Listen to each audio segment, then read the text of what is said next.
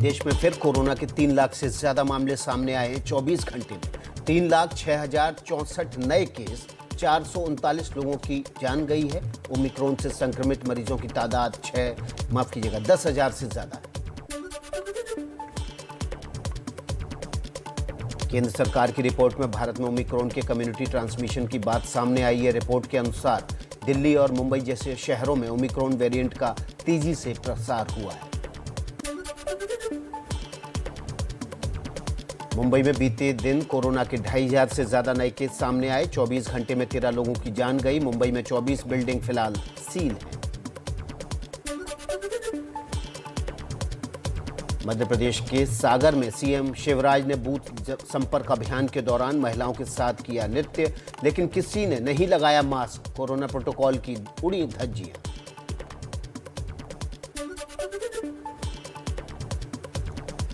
UP के बहराइच में सैकड़ों कार्यकर्ताओं के साथ बैठक कर रहे पूर्व मंत्री नसीमुद्दीन सिद्दीकी की कार्यक्रम को पुलिस ने बीच में ही रोका।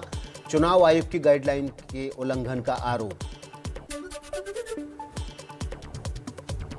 आज है राष्ट्रीय बालिका दिवस। इस मौके पर गृह मंत्री अमित शाह ने ट्वीट कर दी शुभकामनाएं। कहा, बेटी बचाओ बेटी पढ़ाओ योजना से लिंगानुपात में आए क्रांतिकारी सुधार।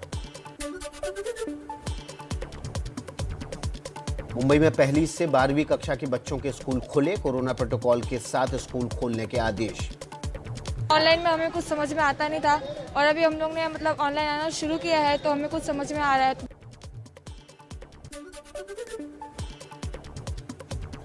प्रधानमंत्री मोदी आज राष्ट्रीय बाल पुरस्कार विजेताओं के साथ बातचीत करेंगे। सुबह 11:30 बजे वीडियो कॉन्फ्रेंसिंग के जरिए संवाद। यूपी में उम्मीदवारों को लेकर फिर हुई बीजेपी कोर ग्रुप की बैठक। सहयोगियों को सीट देने पर फंसा है पेच। 208 सीटों पर अब भी सस्पेंस। 26 जनवरी को गणतंत्र दिवस परेड को लेकर दिल्ली में हाई अलर्ट। परेड की सुरक्षा के लिए 30,000 जवानों की तैनाती। आसमान से जमीन तक चप्पे चप्पे पर पैनी नजर।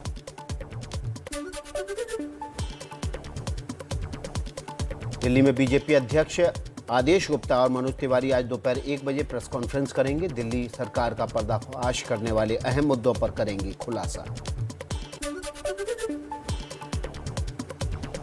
छत्तीसगढ़ के सीएम भूपेश बघेल आज दोपहर करेंगे प्रेस कॉन्फ्रेंस। उत्तराखंड में कांग्रेस का कैंपेन गीत उत्तराखंड स्वाभिमान 4 धाम 4 काम लॉन्च करेंगे। इस साल 26 जनवरी की परेड में सेना के मार्चिंग दस्ते 6 अलग अलग तरह की यूनिफॉर्म में नजर आएंगे। आजादी के बाद हाल में आए डिजिटल पैटर्न वाली यूनिफॉर्म में कदम ताल करते दिखेंगे सैनिक।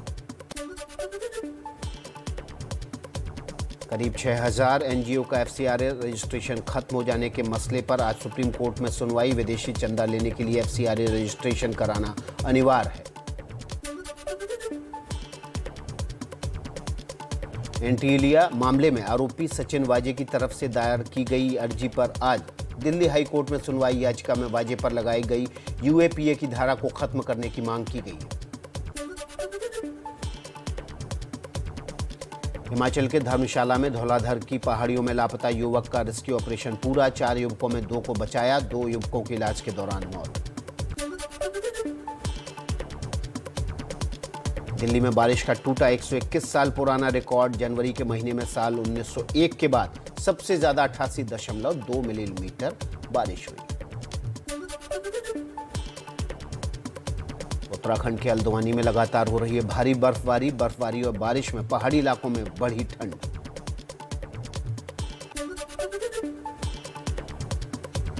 जम्मू कश्मीर में जबरदस्त बर्फबारी का दौर जारी। कुलगाम के ऊंचाई वाले इलाकों में भारी हिमपात तो वहीं जम्मू कश्मीर के मैदानी इलाकों में बारिश से ठंड बढ़ी।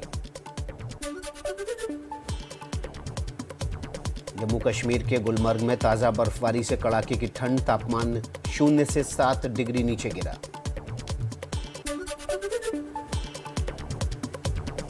हिमाचल में बर्फबारी का दौर जारी। शिमला में सीजन का तीसरा हिमपात। 2 नेशनल हाईवे, 147 सड़कें बंद। पहाड़ी इलाकों में भारी बारिश, बर्फबारी का ऑरेंज अलर्ट जारी। हिमाचल प्रदेश की पर्यटन नगरी डलहौजी में रिकॉर्ड तोड़ बर्फबारी, सड़कों पर 2.5 फुट तक बर्फ जमी।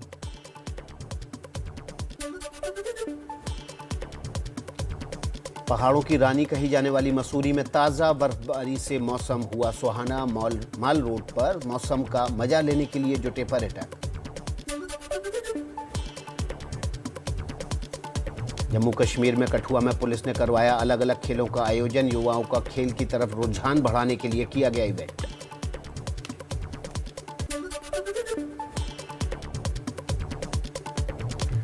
उत्तर प्रदेश के 73वें स्थापना दिवस पर सीएम योगी ने जारी किया राज्य के नाम संदेश। लगभग 50 ऐसी केंद्र सरकार की योजनाओं में अग्रणी भूमिका का निर्वहन कर रहा है।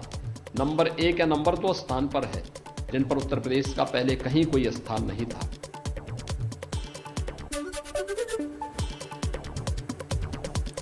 यूपी के स्थापना दिवस पर संग्राम योगी के वीडियो संदेश पर बीएसपी सुप्रीमो मायावती का वार। ट्वीट कर कहा, योगी राज में पिछड़ गया है उत्तर प्रदेश। दिल्ली के दिल इंडिया गेट पर लगी नेताजी की डिजिटल प्रतिमा प्रधानमंत्री मोदी ने किया। सुभाष चंद्र बोस की प्रतिमा के होलोग्राम का लोकार्पण। बिना नाम लिए कांग्रेस पर निशाना साधा। आजादी के दशकों बाद देश उन गलतियों को डंके की चोट पर सुधार रहा है।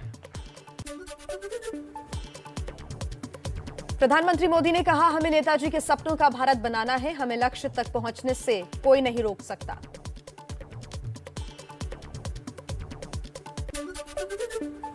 शेयर बाजार में लगातार गिरावट जारी। बीएसई करीब 612 अंक लुढ़का। पिछले हफ्ते से लेकर अभी तक 2500 अंक तक गिर चुका है बाजार। बीजेपी के साथ 25 साल बर्बाद वाले बयान को लेकर एक बार फिर महाराष्ट्र के सीएम उद्धव ठाकरे ने दिया बयान। कहा, अपनी कही बात पर अब भी हूं कायम।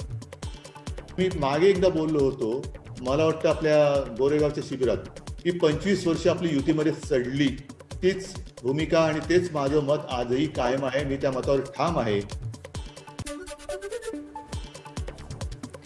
उद्धव ठाकरे की बयान पर बीजेपी का भी पलटवार आया सामने। बीजेपी नेता राम कदम ने कहा, उद्धव को खुद बाला साहेब के विचारों पर अमल करने की जरूरत। बेहतर होता वे स्वर्गीय बाला साहब ठाकरे जी के विचारों पर मंथन करते। यूपी विधानसभा चुनाव में ड्यूटी करने वाले अफसरों की ऑनलाइन ट्रेनिंग मामले में इलाहाबाद हाईकोर्ट में आज सुनवाई होगी। चुनाव आयोग को दाखिल करना होगा अपना जवाब। यूपी चुनाव के बीच लखनऊ के रकाबगंज इलाके में 4 बड़े कारोबारियों पर आयकर विभाग की छापेमार कार्रवाई जारी। अब तक करीब 3 करोड़ कैश जब्त। हवाला कारोबार का है शक। गाजियाबाद में जनसंपर्क के लिए पहुंचे सीएम योगी बोले, यूपी में पहले था माफिया राज, अब बहु बेटियां हैं सुरक्षित। 2017 के पहले इस पश्चिमी उत्तर प्रदेश में हम आते थे, क्या स्थितियां थी? भय का माहौल था। बेटियां सड़कों पे नहीं निकल पाती थी, स्कूल नहीं जा पाती थी। पंजाब में कैप्टन अमरिंदर सिंह ने अपनी पार्टी के 22 उम्मीदवारों का ऐलान किया। कैप्टन अपनी परंपरागत पटियाला सीट से चुनाव लड़ेंगे। हॉकी के पूर्व कप्तान अजित पाल को भी दिया टिकट। कैप्टन अमरिंदर सिंह पर कांग्रेस ने साधा निशाना। कांग्रेस नेता अलका लांबा ने कहा, एक समय कैप्टन बीजेपी को किसानों का हत्यारा बताते थे और अब वो बीजेपी की बोली बोल रहे हैं। जिस भाजपा को वे एक समय पर किसानों की हत्यारी भाजपा बताते थे, आज उसी भाजपा के साथ खड़े होकर उनकी बोली बोल रहे हैं। चंडीगढ़ में सांप्रदायिक टिप्पणी मामले में चंडीगढ़ के पूर्व डीजीपी मोहम्मद मुस्तफा ने दी सफाई। सोशल मीडिया पर वायरल हुआ था वीडियो। जिन्होंने सारी जिंदगी अपनी सोशल हार्मोनी के लिए लगाई है, इस देश के दुश्मनों से लड़े हैं, मैं सोता हुआ भी ये लफ्ज नहीं निकाल सकता।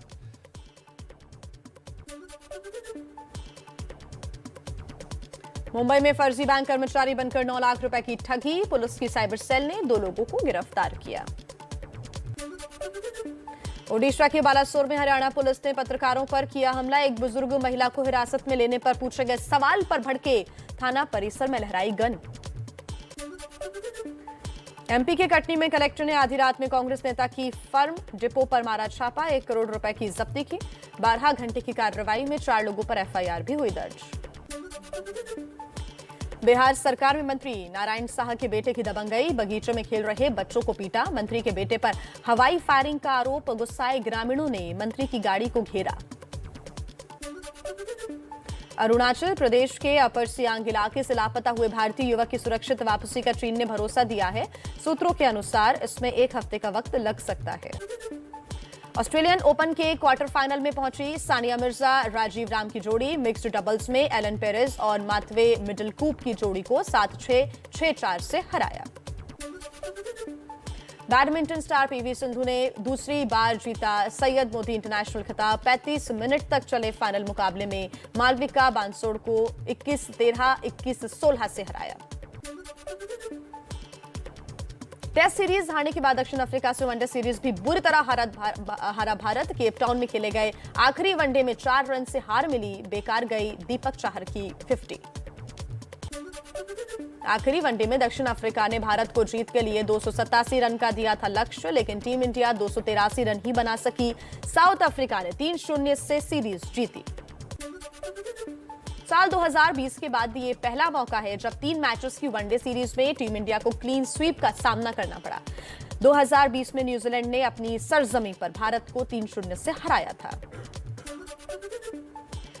मैच के आखिर में दीपक चहर ने 34 गेंदों में 54 रनों की तूफानी पारी खेली। हालांकि जब 18 गेंदों में भारत को जीत के लिए 10 रन चाहिए थे, तब चाहर बड़ा शॉट खेलने के चक्कर में आउट हो गए और भारत जीता हुआ मैच हार गया।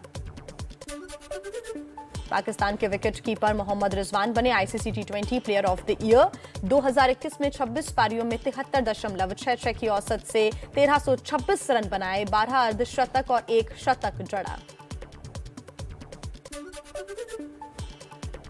प्रो कबड्डी लीग में हरियाणा स्टीलर्स की रोमांचक जीत, यूपी योद्धा को 1 अंक से हराया। हरियाणा स्टीलर्स ने 35 के मुकाबले 36 अंक हासिल कर जीता मैच।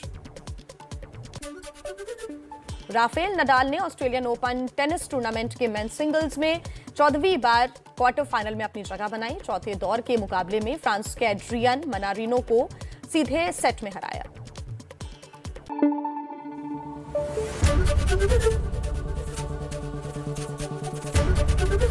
एबीपी न्यूज आपको रखे आगे।